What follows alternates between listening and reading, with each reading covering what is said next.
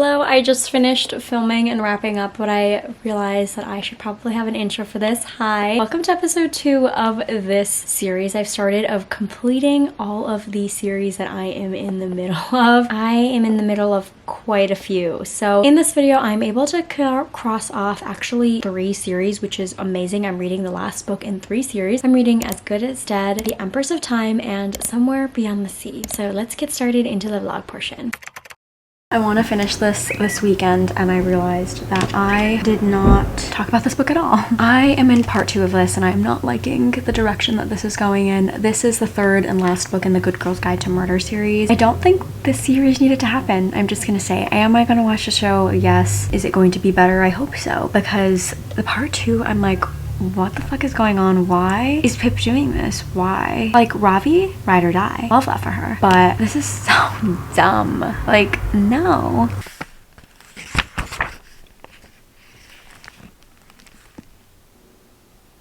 I'm editing this and realizing I did not talk about this book at all, or I cannot find the clips of me talking about this book. I ended up giving As Good as Dead 2 stars. It really brought down this whole series for me because I still stand by the fact that this series didn't really need to happen. I did start the show, but I have a really hard time with adaptation, so haven't really continued it because I thought it was kind of shitty. Forget if I watched the full first episode or not, but anyway, I think that it could have been a really, really great standalone as it was, because Good Girl Bad Blood I also gave like 2.5 stars. I did not really enjoy that either. I just felt like a lot of things were getting to be out of hand and out of character, and it was just kind of dragging out the story for the sake of having another book in the series, when again, didn't need to be there. Super disappointed with this one.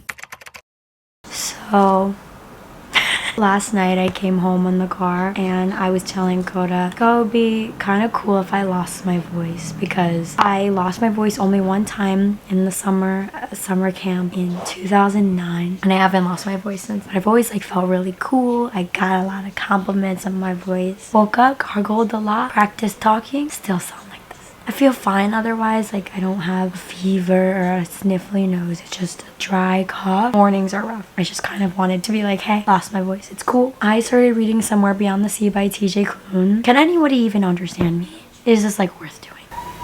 The Dodgers game is going on, if you heard that. I didn't realize that, like, this was on my radar, obviously, because I really love his writing. Very fall, very wholesome, very lovely. But I didn't realize that this is actually a sequel to House in the Cerulean Sea, which is a 5-star book, one of my favorites when I read it. I saw this at Kinokuniya, the Japanese bookstore, and Koda got this for me because it had gorgeous sprayed edges also. I've only read like 50 pages so far with this gorgeous new bookmark that my coworker gave me.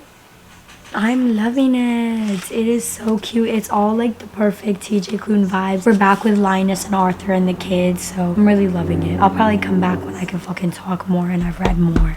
I'm on voice rest again today as like a precaution. So this is like the only time I'm really talking because I can't help it. Okay, this book is so cute. I am getting a little bit better. I did voice rest on Monday, like didn't go to work that day, talked on Tuesday, and then I want to go trick-or-treating with my cousin and his kids tomorrow. This is like everything I could have asked for in a sequel. Truly takes you back to House in the Cerulean Sea and all of the kids and how sweet they are, and just the family dynamic that they have is so amazing, so comforting, so hilarious, and also incredibly relevant. It starts out a little bit heavy because in this one, Arthur and Linus are headed into the city off of Marsyas Island to testify. Arthur is going to testify about magical beings and protections surrounding magical children. It's very relevant in terms of like at least American standards of politics surrounding queer people, queer children, and making sure that they can exist in a world to be wholly themselves without any prejudice, which is like really horrifying that they have to fight for like literally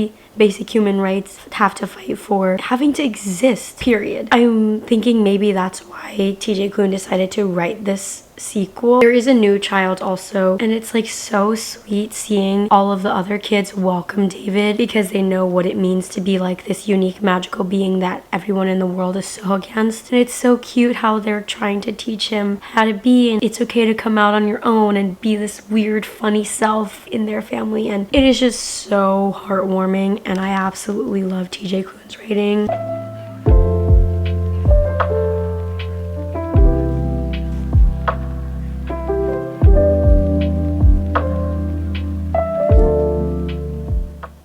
finished Somewhere Beyond the Sea the other day. I loved everything about this. I would give this book 6 stars if I could, but obviously it is going to be a 5-star read. It makes me want to reread the story again and again and again. I think I would love to read the 2 books back to back. Also, the way that I know that a book is a 6 stars is that if I want to actually deface my book, dog ear, annotate, I held off just because I think I would want to do that from the beginning. Then I know that it is just so worth the hype. I absolutely loved this. Is there going to be a 3rd one? Probably not. Would I read it? Absolutely yes. I'm so happy with this. I think this is 100% going to be a top book of the year. I absolutely love this. All the children are so funny. They are so intelligent. I love how Linus and Arthur just allow these children to be themselves, and they are so nurturing, and they're all just so hilarious. They are all so brilliant. They shine so brightly, and it tells an important message, especially for the US, of letting children be who they are, grow how they may, and you do the best to support them, and they will just turn out how they will. And if they are going to be one way, if they're going to be queer or strange or a little bit magical or weird and in a way that you do not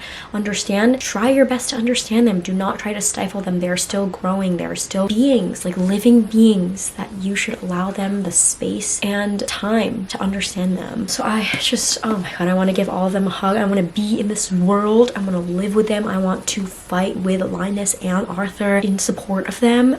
This just is everything. Oh my gosh. And I will scream into the ether about how wonderful TJ Klune is. I need to text my friend about this because we buddy read Cerulean Sea, so I want to let her know how wonderful this is.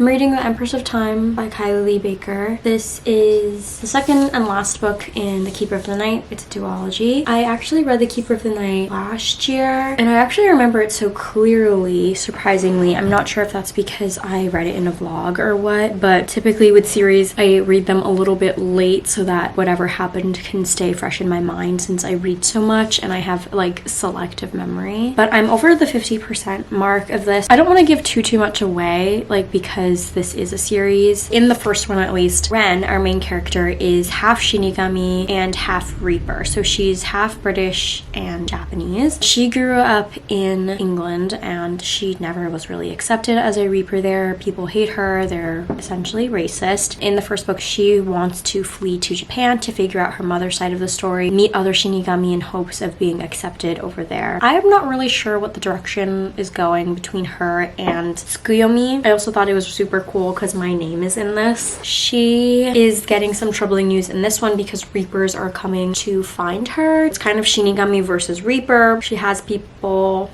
gods on her side, but obviously she is facing a lot of hatred in Japan as well, so Ren can't really find any acceptance anywhere. I'm not sure where this book will end up. Things are kind of changing for Ren, which she has a hard time accepting. She was dealing with a lot of loss at the beginning of this. She was just so confused about what to do. Being a Shinigami, a god, she has all of these powers, and yet she doesn't really know what to do with all of it. I'm not really sure what else I can say without giving it away, since it is just a duology, but I am hoping, because it is, I really do like the ending.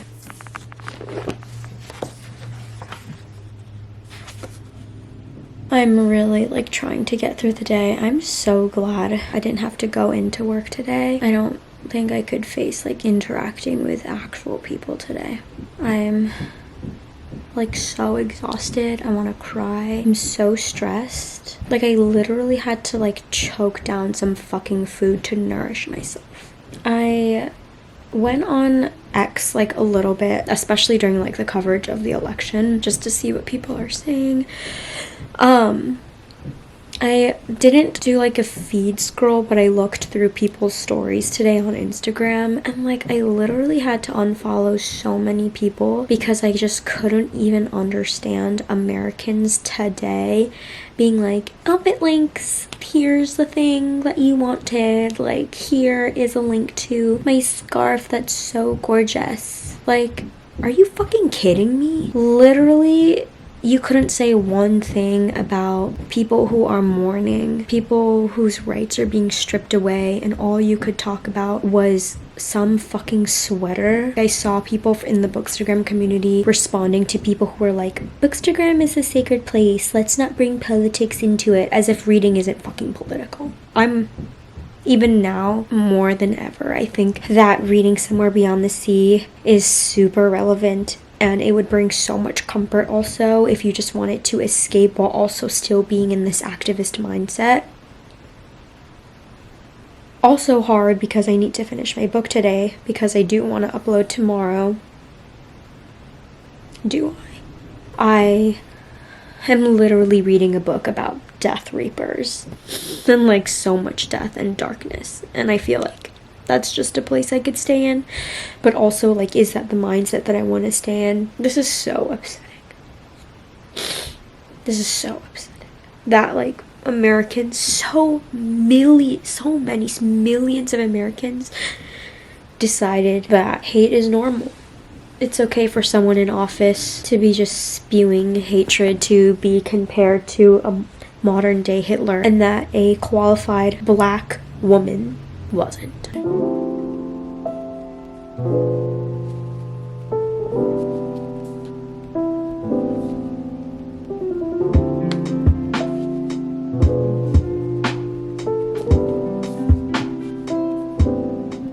I finished The Empress of Time a little bit ago. I've been trying to like keep my mind occupied, playing things, listening to things, watching things to keep my mind off of things, watching like funny animal videos on Instagram. I'm catching up on Allie's videos, Just Allie. And my friend texted me to be like, hey, thanks for recommending this restaurant. It was really good. We should go out soon to celebrate your engagement, because I haven't seen her in a couple months. I can't even respond right now. Like, I am so not in the right headspace to feel the joy that she wants to celebrate with me. Ugh.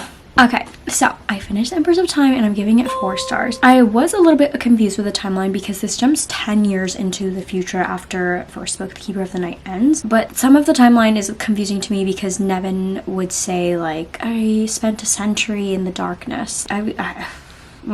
Confused about how time works in the darkness. Super weird, but also he's a reaper, so maybe that's why. It also kind of felt ridiculous of like the whole plot of this story of why it is going forward 10 years. It felt really teenager dispute, kind of silly. I think I might have preferred the first one more. Tsukuyomi gives me the ick, like super hard. Didn't like the whole plot line involving him towards the end. Like, it just felt really weird. I did enjoy looking up art of the yokai in this book because there are some that I have heard of, some that I have just seen before in museums and stuff, so that was really awesome. Again, like going back into the whole Japanese folklore and learning about that a little bit, it's just really awesome. So the ending twist did surprise me, but honestly should have seen it coming because like it just felt too real to have this band together, you know? I did think this was really cool and enjoyable duology. If you've never heard of it, because a lot of the people of my mutuals on Goodreads have never heard of it too, so please check it out if you haven't. And I guess this video's done. Now I can head into like power editing mode. I am looking through my notes app to my list of series to finish, and I am able to check this off, duology off as well. Now I can completely delete. I don't know what that is. We'll figure that out later. Now I only have 30 books on this series to finish. I did start a series. I need to work on that. But I don't think I've started any other series. I'm trying to be really good about it. This series that I've started is also helping to keep me accountable. I'm like looking through it and it's a little bit daunting because some of them I haven't read in such a long time that I feel like I will need to reread a bit to catch up there, which is also worrying because that's going to bring me back a little bit. Anyway, I hope you enjoyed this video. How many series are you in the middle of? What are your ratings on the books that I have read if you haven't read them already? Truly, out of this,